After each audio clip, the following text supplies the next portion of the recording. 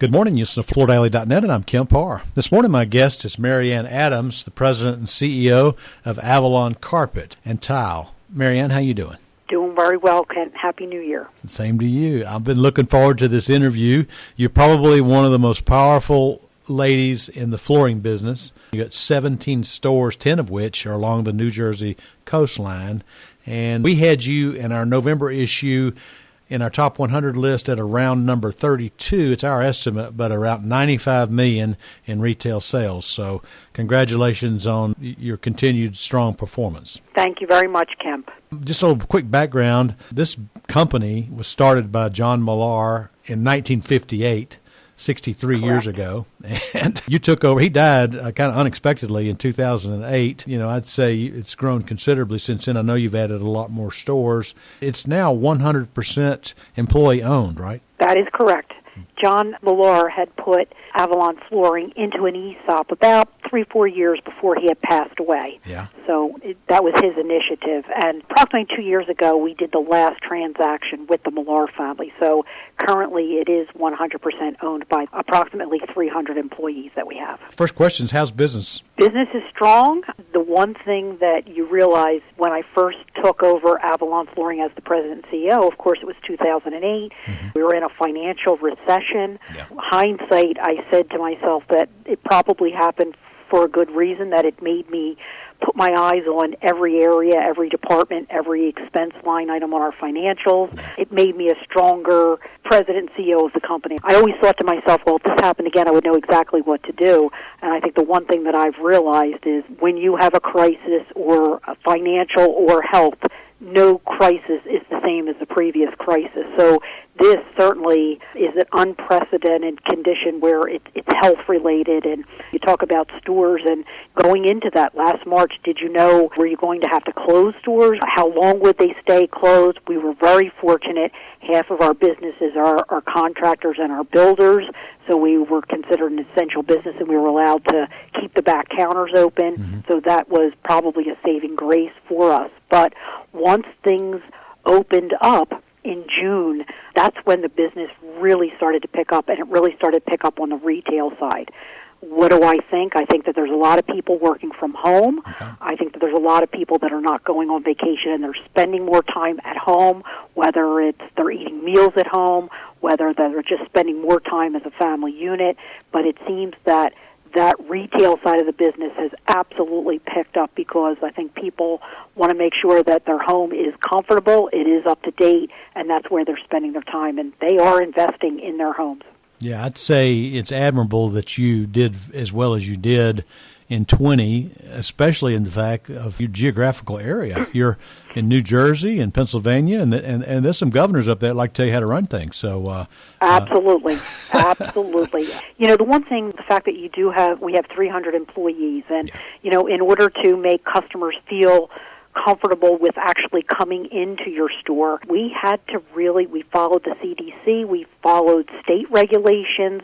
We actually are to a point that I don't even care if you're in a back office, wherever you're at in the company, you have to have the face mask on. Mm-hmm. And that's a mandate. We have put cleaning protocols in, probably like everyone else has, but you really have to make that customer feel that you are going to great lengths to keep them safe. And they want to know also that you're trying to keep your employees safe. Yeah. I probably only had one customer that absolutely had a meltdown in our stores that she was not going to wear the face mask. And we said, listen, this is for our customer safety, this is for our employee safety. And she threatened to go out on social media, and I thought, you can go out there on social media, but you're not going to win that war because there's just a lot of people out there that want to feel that they're safe in a retail store, but it only happened one time. Let me pivot off something I said a minute ago. You've got 10 stores near the beach, so you're upscale, right? I mean, you sell better in goods, right? We do.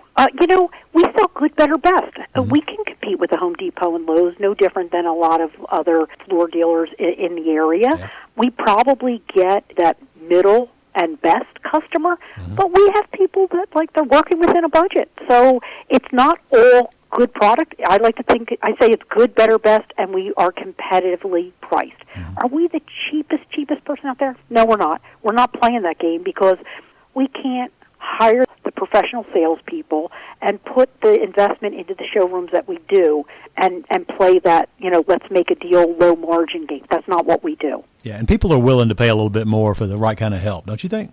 Yeah. Absolutely they are. What's the consumer buying today? Has it changed much? Tell me what's flying off your shelf. Well, LVT, our story is no different than anyone else. Has that probably taken some market share off of the commercial side? Yes, I feel like it's more in our area on the carpet side versus the tile. So it's LVT. It's very, very strong.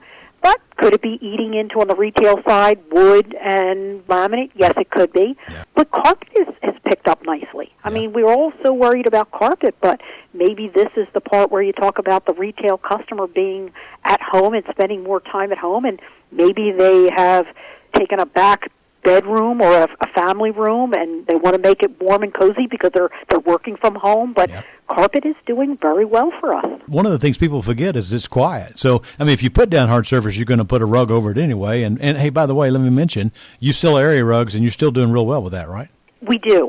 The rug business has been very difficult, not for just us, I think for any floor covering dealer. Yeah, right. You get rugs anywhere. So many of those customers are online, and those bigger box stores will sell them. But we probably have scaled back that department, but we still have an area rug department in every store. And we sell a lot of, better goods that are, cut and bind. Yeah. So we're still doing well on the area rug side.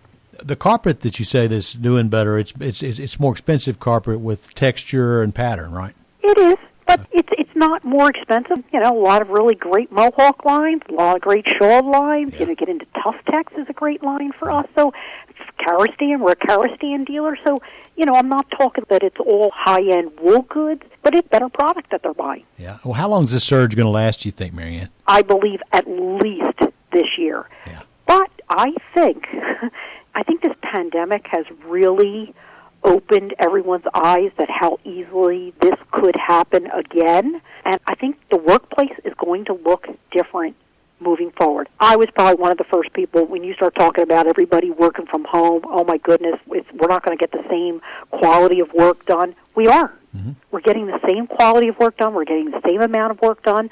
Now, granted, anywhere, and I don't care what position you're in, some people work better from home than other people. And those people need a little bit more guidance and maybe a little more hand-holding on that. But the work is getting done. Yeah. And as I say, I come in here at least 3 days a week. There's only a handful of people that are in this office. So I think work is going to look very different moving forward. There is going to be a lot more people working from home. So I think we all just in the flooring industry have to be real smart on moving forward and trying to capture as much of that business as we can. Because we're not competing against each other. We're competing against other products, right? Whether it's, new home TV systems. I say TVs aren't an investment. They're obsolete the day you buy them. Absolutely. All right, so last question. How do you attract your consumers that come to your store? Tell me what you're doing to bring people into the store. It's all now online advertising. We do nothing in print, next to nothing on TV. It's all online. Yeah. Let me compliment you real quick. I spent some time on your website knowing we were going to do this interview, and that area that you call your inspiration section, oh, my gosh. Mm-hmm. You got page after page after page of beautiful pictures, and I compliment you on that. Well, those pictures come from all of our great manufacturers that we work with. They do a great job on those pictures. And really, when you think about it, this is customers are online. They're going looking for inspiration. They really, when they walk through that front door, they have an idea of what they're looking for. So it's really important that we put those inspirational pictures out there because you inspire to have a really beautiful home. And like I said, they come in knowing what they're looking for.